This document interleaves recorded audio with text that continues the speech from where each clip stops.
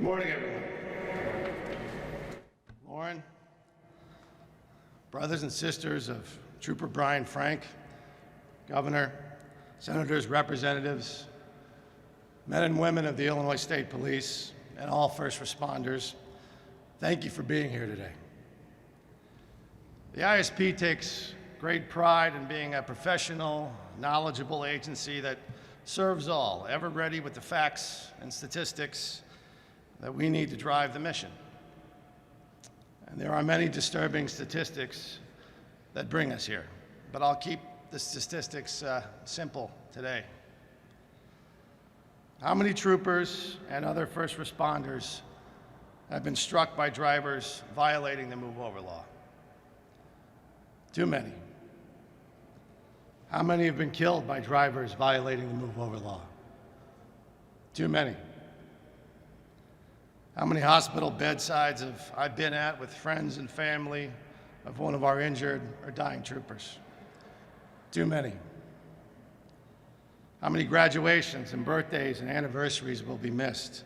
How many spouses and parents and children will suffer unspeakable heartache because of the callous decisions of others? Too many. Governor, how many funerals have we been together for a fallen trooper?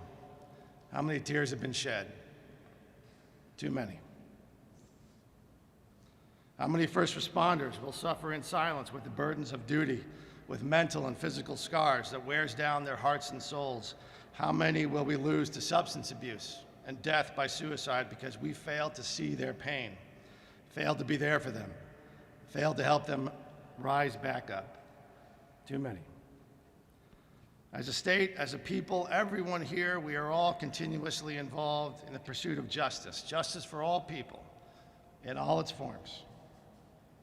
It is specifically my duty as the shepherd of this agency, privileged to serve with these brave men and women, to say clearly and unequivocally that there is no justice without the law, and there is no law without law enforcement. And there is no law enforcement without the kind of rare, special souls who are willing to die for that, who are willing to risk it all for justice and safety for all. They are the few who quietly dedicate their careers and their lives to serving the public and helping others, without fanfare, without glory, and often without as much as a thank you. But they do it because they believe in it, because they have been called to do it. Every day they brave ever-present danger to assist a stranded motorist, to investigate gun and drug human trafficking, and to stop dangerous driving and dangerous individuals. The least anyone can do is slow down and move over. Not just because it's the law, but because it's the right thing to do. Slow down and move over and respect people like Trooper Brian Frank. Protect those who protect you. Show some love to those who serve, because love is the reason that they serve you. And thank God for men and women like Brian. Thank God for people like Lauren. We all need to look ourselves in the mirror and ask ourselves, do we deserve them? Do we deserve the men and women who serve in law enforcement? Do we deserve people like Brian Frank, Anella French? And if you ask yourself and you aren't sure, I suggest you do something about it, which is what we are doing here today. Words of encouragement and support are appreciated, but words are not enough. Action, large or small, and real is what counts. I know the governor agrees, and that's what brings us together today. Not just words, but continued action to support those who I know are near and dear to his heart. And that's why it's my privilege to introduce Governor Pritzker.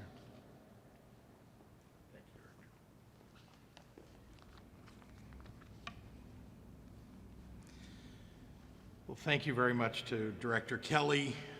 Illinois has the best and most admired state police in the entire nation, and I am grateful for your service and that of each and every trooper who commits their lives to the values of ISP: integrity, service, and pride.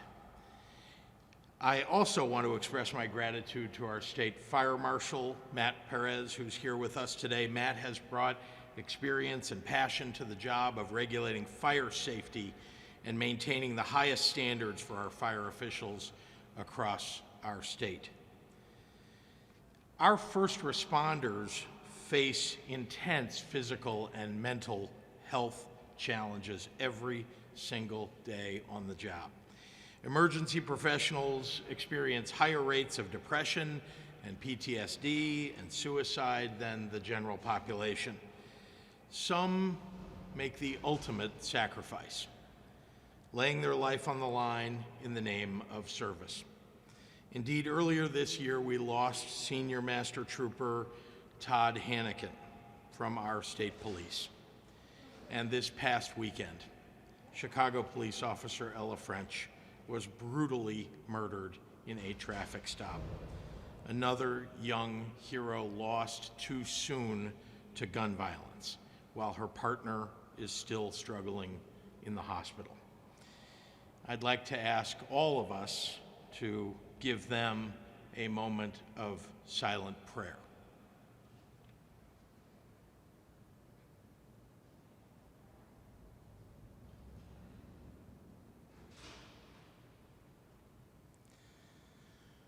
When we are in a crisis, first responders show up with the tools, the skills, and the courage to help us at a moment's notice without hesitation.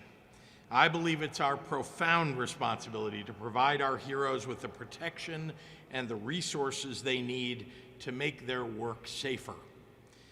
Over the last 2 years, in partnership with the General Assembly, Illinois has strengthened Scott's Law, increasing penalties for violating drivers.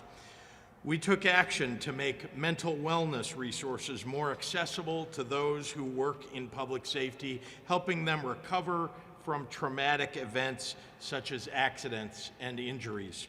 And earlier this month, I signed into law our FOID modernization bill, which enhances law enforcement's knowledge of who is and isn't a legal gun owner and properly funds safe, effective enforcement efforts to remove firearms from people who have lost their right to own a gun.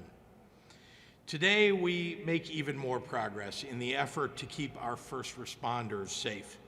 I'll sign 3 more measures that will not only improve the enforcement of Scott's Law, but will enhance the mental health resources available to our first responders. All of these new laws had unanimous bipartisan support in the General Assembly because in Illinois, the safety and support of our first responders is an issue around which responsible leaders come together. I want to first recognize today's bill sponsors: Leader Tony Munoz, Senators Julie Morrison and Rob Martwick, as well as Representatives Janet Yang Rohr, Lindsay LaPointe, and Fran Hurley. Your work to create these new protections and resources will help make our responders' work easier and safer, and builds on the groundwork that we laid in 2019 with the help of Leader Munoz and Leader Jay Hoffman and a coalition, again, of bipartisan lawmakers. State Senator Steve McClure and State Representative Mike Murphy, who are here with us today, have been steadfast supporters of our first responders and once again demonstrated that as leading members of the Republican caucus in support of these bills. As a result of these new laws, starting January 1st, courts have an enhanced menu of options for holding Scott's Law violators accountable, adding community service as an additional consequence for those whose recklessness endangers police officers, firefighters, tow truck drivers, EMS professionals, all of those whose livelihoods take them to the sides of our roadways across the state. We're also further clarifying a driver's duty for how to respond to an emergency scene on the road so that the protections of Scott's Law can be wielded to their fullest extent. This is not an optional precaution. It is the law. Of course, it's not enough to just punish violating drivers. We need to prevent these accidents from happening in the first place. Investing in proactive educational and enforcement strategies is an important start. That's why we're establishing the Move Over Early Warning Task Force, which will study how to use 21st century technology to better help drivers safely navigate an emergency zone. The task force will deliver its findings to the General Assembly at the start of 2023. We're taking another step to put mental health front and center when it comes to supporting our first responders. Too often, discussions and resources surrounding mental illness are discouraged or stigmatized. So the Department of Human Services will be creating an online database and resource center dedicated to mental health tools specific to emergency response professionals. We want our first responders and their loved ones to know the signs, to know what they need, and most importantly, how to get help. Of course, I want to be clear that our strongest asset in protecting our law enforcement is not a law on the books. It's our people on the ground. This is a wake-up call for every resident of Illinois. Your distracted driving could be someone else's worst nightmare, and no text or other distraction is worth that. So next time you hit the road, to be clear, every time you hit the road, please remember the real risks of not honoring Scott's law. Today, we are joined by Lauren Frank, the wife of State Trooper Brian Frank, who was hit by another vehicle while assisting with an accident on I-55 last February.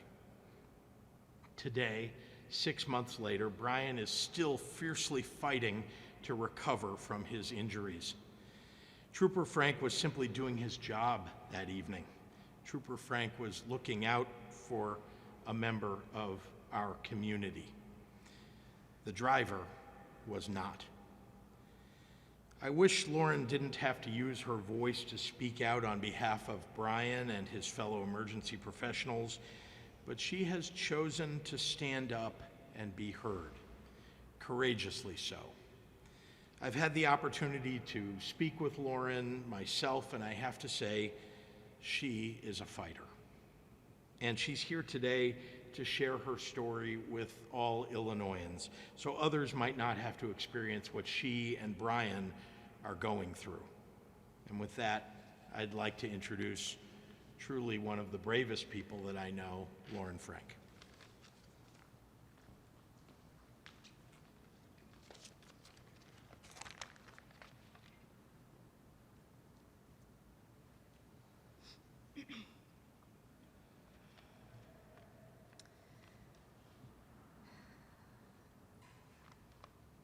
Well, I'm honored to be here today for the signing of the updated Scott's Law bill. I wish I didn't have to be. But on behalf of my husband, Illinois State Trooper Brian Frank, and our families, I'm here to tell you our story in hopes that it can make a difference towards some change. Change that could save lives. If it saves even one, then sharing this difficult reality will be worth every tear that was shed writing it and reading it to you today. Scott's Law is roughly a 900-word piece of Illinois legislation that most residents of Illinois have probably never read or even heard of. As the wife of an Illinois State Trooper, I hadn't. There are pamphlets at the DMV and signs we pass on the highway. Sometimes we see or hear about it on the news. Slow down, move over, something like that. And then life goes on. But on February 15th, our entire life stood still. We woke up that morning to a winter storm warning, and I begged Brian to stay home, something he would never consider even on a sick day. He is part of a criminal patrol team that isn't required to handle crashes, but their unit decided to help support the districts that were shorthanded that day. They didn't need to work, but they chose to go anyway. My husband Brian was headed home to me when he selflessly stopped to assist one more crash. He was in a marked squad car with his lights activated.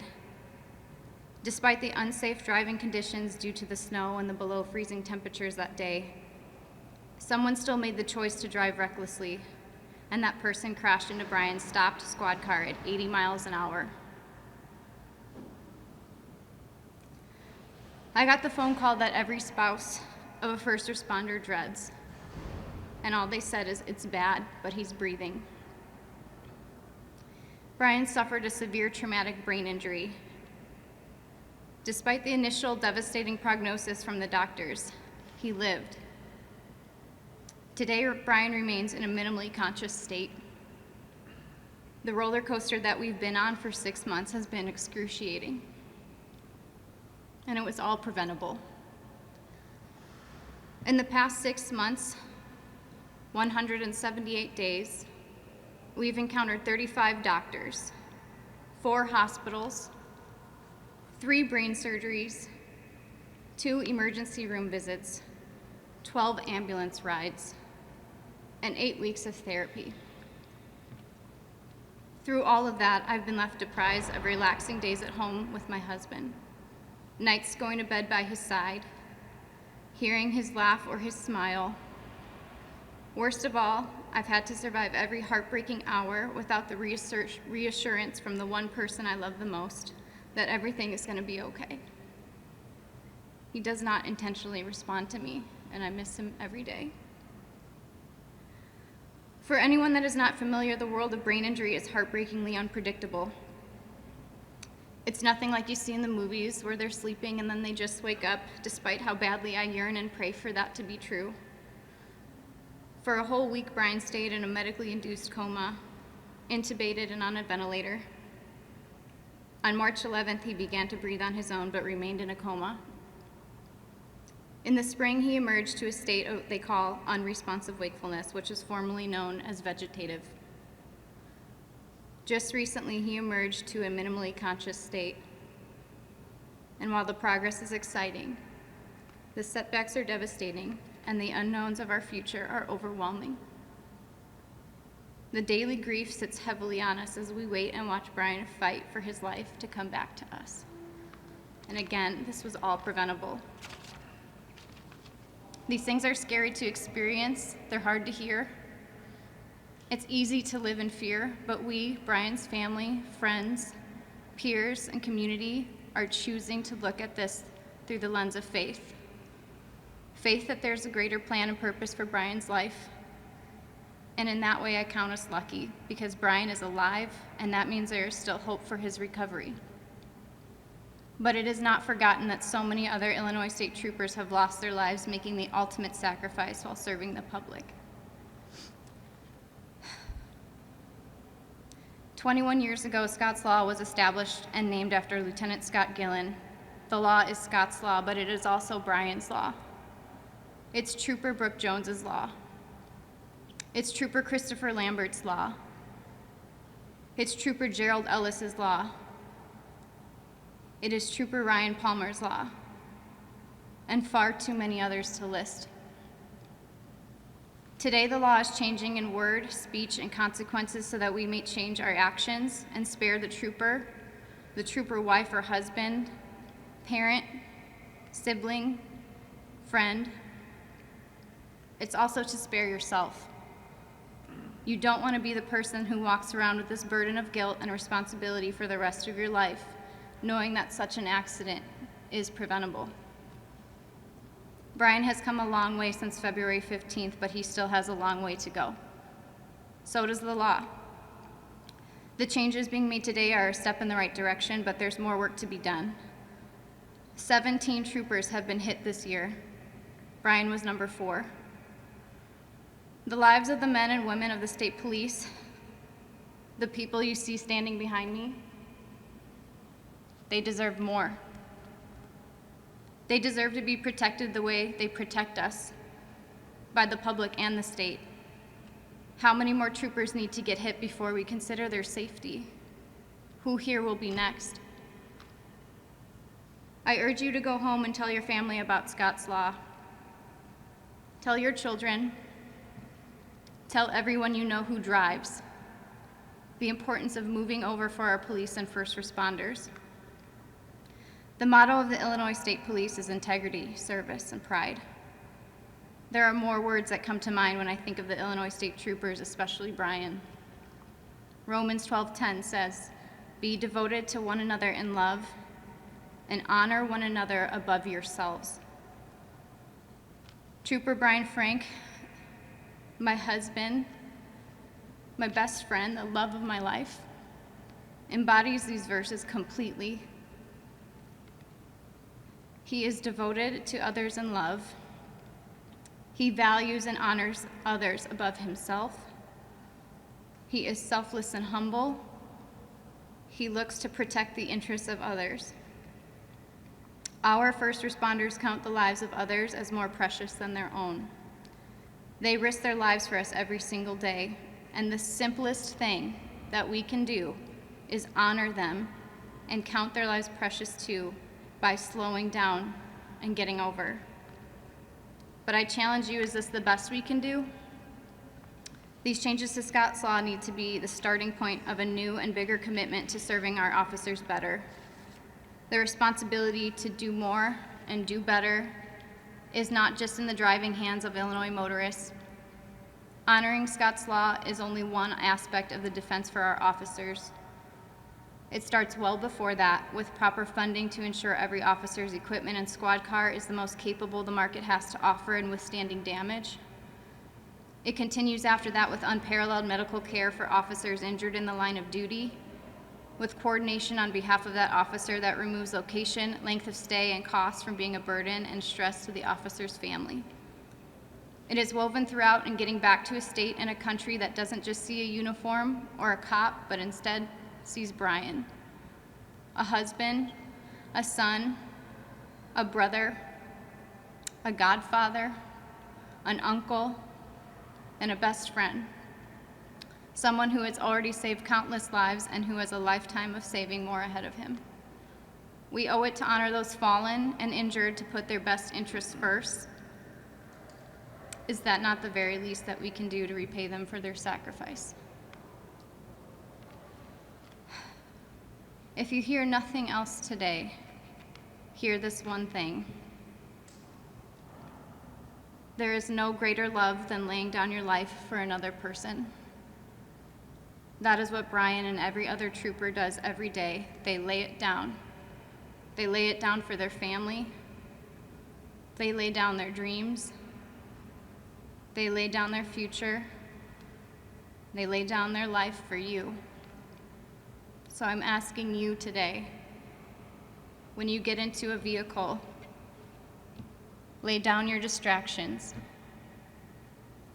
Lay down your hurry. Lay down your phone. Lay it down. Choose to love one another. On behalf of everyone that loves Brian, thank you for listening today. Please keep him in your prayers, and may God bless you all. Representative Hurley.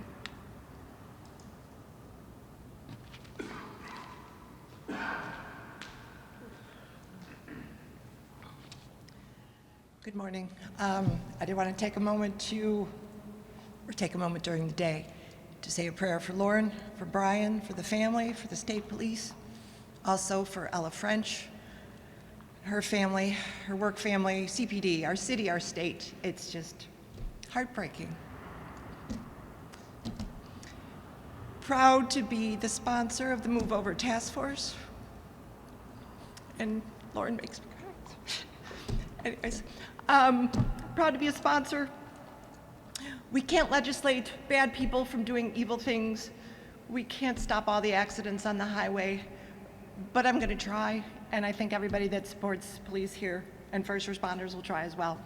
So thank you, Lauren, for bringing your story. Thanks, everybody back here, State Police, Chicago Police. You do a tough job. We expect you to protect us all the time and put your life on the line for us. So thank you. Again, it's just a step. We've been tightening the screws on Scott's Law for a bit now, and we're still hearing the tragic stories of people running into people on the side of the road, like Officer Frank. So thank you. As Lauren says, lay down your distractions, and I'd like to introduce the co-chair of the bill, Leader Munoz. Thank you. Good morning. Thank you, Representative, for great work on this bill. I was glad to partner with you. Thank you so much. You've always been a strong supporter of first responders. Governor, thank you for doing the great bill signing this morning and having our director of the state police, our fire marshal here, and all the troopers, and our elected officials from the Senate and from the House. Thank you so much for this. To Mrs. Franks, I can't even imagine what you're going through, ma'am. But my heartfelt, my prayers will be with you and your family, and to your husband, I wish all the best. I can't even imagine. You know, it's unfortunate, as everyone that's talked earlier, but it happens, and it probably will happen again. It's unfortunate that we're going through rough times in the state of Illinois, not only in the city of Chicago, but throughout the state. Men and women who put on the badge and take the oath to uphold the law and support the communities throughout that they work in the state of Illinois. It's a shame that people are preying on them, shooting them, and they don't care. Hopefully we can get through this together. It's a shame that not only Mrs. Franks, other troopers that were killed in the line of duty, other officers in different municipalities throughout the state have been shot at, been killed at. We lost 2. We lost 1 this weekend. Young lady, 29 years old. God bless her and her family. She gave the ultimate sacrifice. And there's an officer, young man, Officer Yanez. I had the pleasure of working with his father. He worked in a 10th district while I worked in 11. And now his son is lying in the hospital with 3 bullets in his body. It's great that they caught the individuals who did this. We need to do stiffer penalties on gun laws, but we also need to take care of what we need to do for our own. Please, ladies and gentlemen, work with the police. Not everybody people think that the police are bad. They're not. They're here to serve and protect. They took the oath of honor. So, men and women of the law enforcement throughout the state of Illinois, I will always have your back. Hold your head up high. And I can never thank you guys, to the men and women, for what you do for the state of Illinois. God bless, be safe, and thank you all for what you do. Senator Markwick.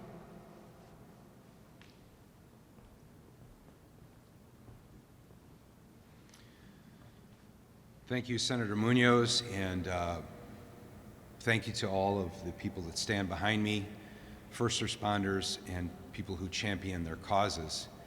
It is an honor to stand with you here today. My bill that the governor is signing today is about providing better mental health resources for all first responders. And I will tell you, over the course of the last couple of days, I have had countless discussions with first responders.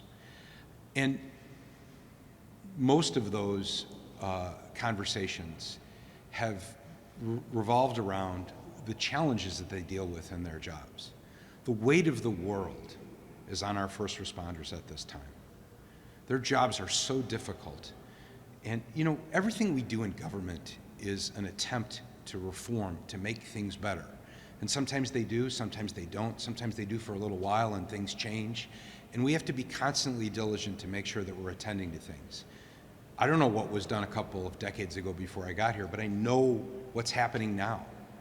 We have an epic shortage of police officers throughout our state, whether it's state troopers or Chicago, the city of Chicago, or police officers in small municipalities. We have a shortage. And that, coupled with a global pandemic, rise in violent crime, a rise in shootings and gun crime, city of Chicago canceling days off, officers working 12-hour shifts in the most difficult situations, it's no surprise that officers are dealing with substance abuse problems, mental health problems, and we see rising suicides amongst first responders. This is terrible. This bill is one measure to try and provide resources to them so that they can confidentially reach out and receive the help that they need. And I'm grateful to the governor for his signature on this bill, but I also want to take a moment to thank him for other initiatives that he has signed as well. Earlier in the budget, thanks to the advocacy of Kevin Graham from the Police Memorial Foundation, we were able to dedicate $2 million to actually not just provide resources, but to actually deliver that mental health service to police officers in the Chicago area.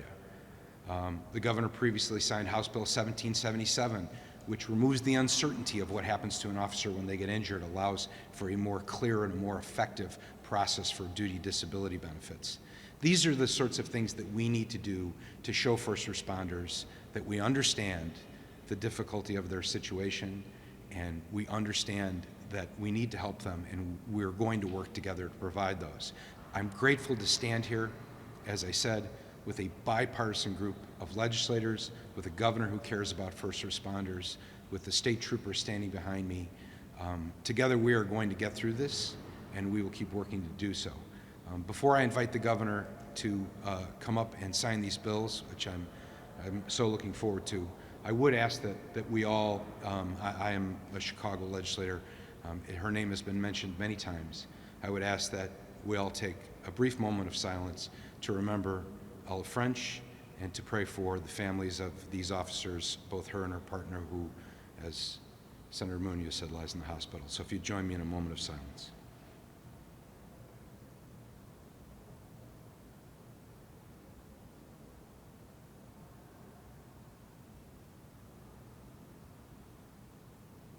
Thank you. And with that, I would turn back to the governor for the bill signings.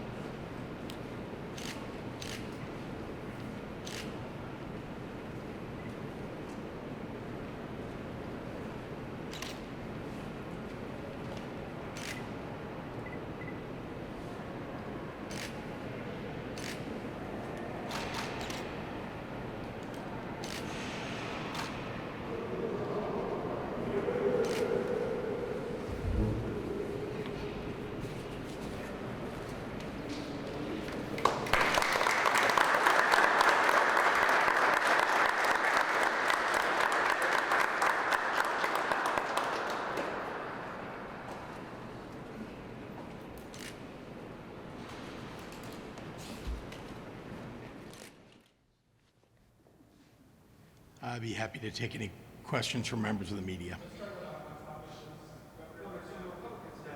Suggested that policy, other bills in this building have fostered anti-police sentiment. I wonder if you can respond to those concerns. For example, relaxing penalties on hard drugs or restraining police officers in the pursuit of suspects.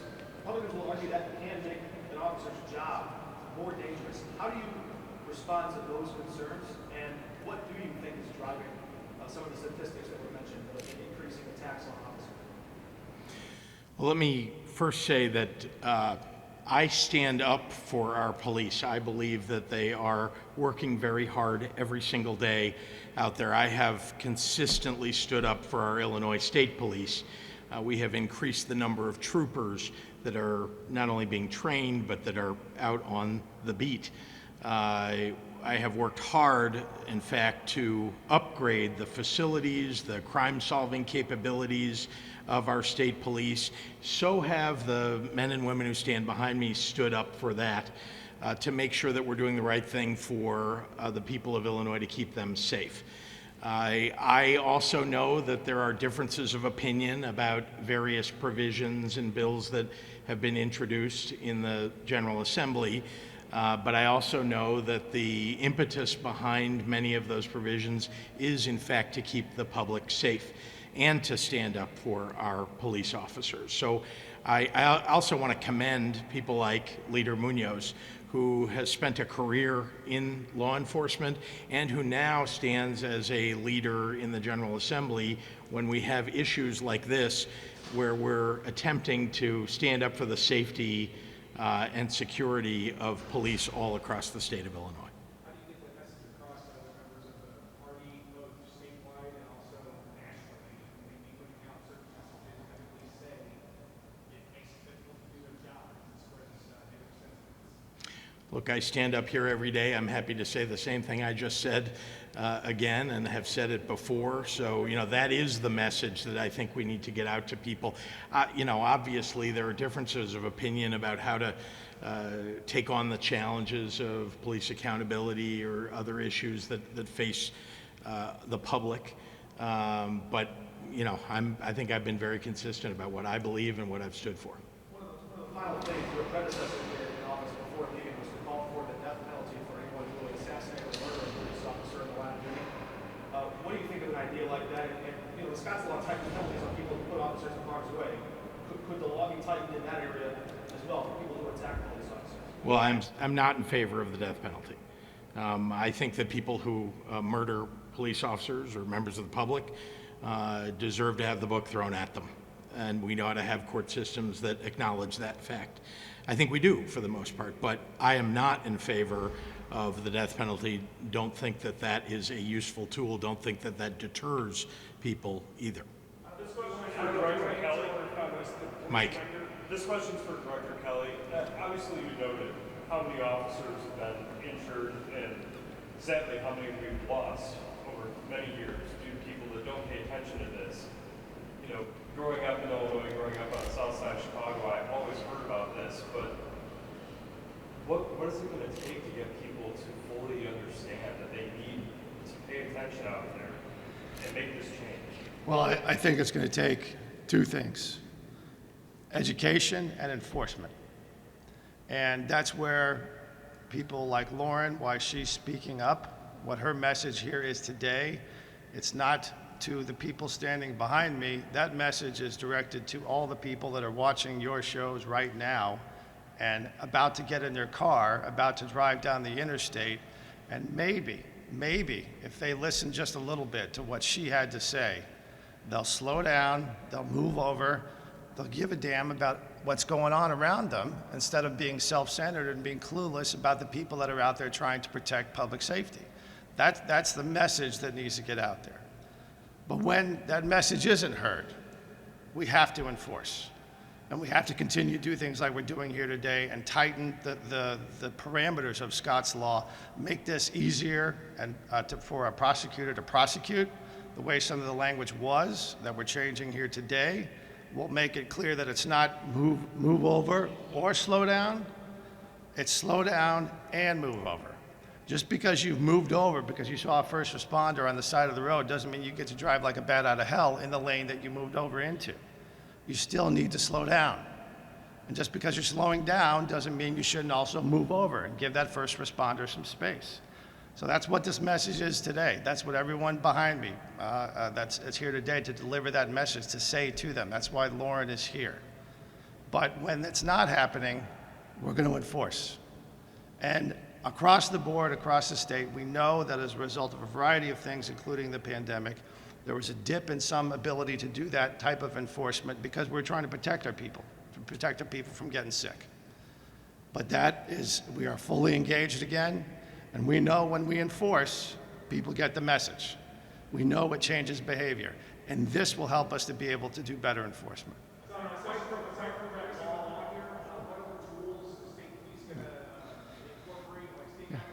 Yeah, we're doing it. We're doing it all day, every day. So you better watch out when you're out there driving. We'll be looking for you. But I will also say part of what this bill does, but has strong bipartisan support from the people that are standing here, is the next step of seeing what we can do with the technology that we all have, the cell phones that we all have, the things that you're all carrying. We can send an Amber Alert out to those phones. We can send a Silver Alert out to those phones. We can send weather warnings when you're in an area where there may be a dangerous storm and you need to have shelter. We need to be able to work with the telecommunications industry to develop the appropriate technology so that our officers, when they're on the side of the road, or other first responders on the side of the road, can send a signal into the system that people around them will know within 2 miles or 3 miles or whatever is the appropriate parameters. Be forewarned. You're entering an area where there may be a first responder. Send them a warning to slow down and move over. We have the technology as a country to be able to do this, but we need to make sure we're linking the law enforcement folks with those technical experts to develop that here and then come back to this legislature and make it a requirement that that technology should be available in this state. Director, can you address the hack that happened with the state police website, Yeah. the FOIA card issues? Yeah, so like so many different entities, and whether it's government or private business or other agencies that use technology, we all do. There are obviously people on the dark web, folks who are bad actors that have a malicious intent, that are doing everything they can all day, every day to use existing data that's already out there. Unfortunately, there's a lot of breaches that have occurred over the past 10 years where you have a lot of data of personal information, such as name, date of birth, driver's licenses floating out there. And there are people who are trying to use that existing information from previous years to test various systems, and including all state government systems. Our folks identified people who were attempting to do that, and out of an abundance of caution, just as when someone uses your credit card unlawfully, they get your numbers and they go on a shopping spree on Amazon, or you see suddenly some purchases in Nome, Alaska, and you've never been to Nome, Alaska, the credit card company stops it, they cancel the card, sends you a new one. So the individuals that could potentially have been affected by this, possibly, we had an abundance of caution, identified what was occurring, notified them in accordance with law, canceled their card and reissued them a new card immediately. We remain on the offensive, but we know all systems, whether it's the federal government, whether it's state government, local government, private industry, are continuously under attack. We are always chasing the bad guys. That's the nature of the business, but we're going to continue to fight, and we're going to continue to be open and transparent when those things occur so we all can work together and you all have the information you need and the policymakers have the information they need so we can continue to adjust and improve as is needed. Last question. Craig Wallace wanting to know if you can comment on the federal judge's decision to release the man who provided the gun that killed Ella French. Does that action from the court send the wrong message about the serious nature of his actions and how they played a role in that officer's murder? I don't know the details, but I did read a piece this morning that sort of debunked the notion that the judge was making a decision entirely on their own. The prosecutors also conferred with the judge about this, and there was agreement at the court level. Look, I mean, nobody likes to see somebody get out on the street, after a crime like this has been committed. So, but I can't speak to the details enough for me to give you a view about whether the judge did something outside of the parameters of what the prosecutors recommended. Thank you.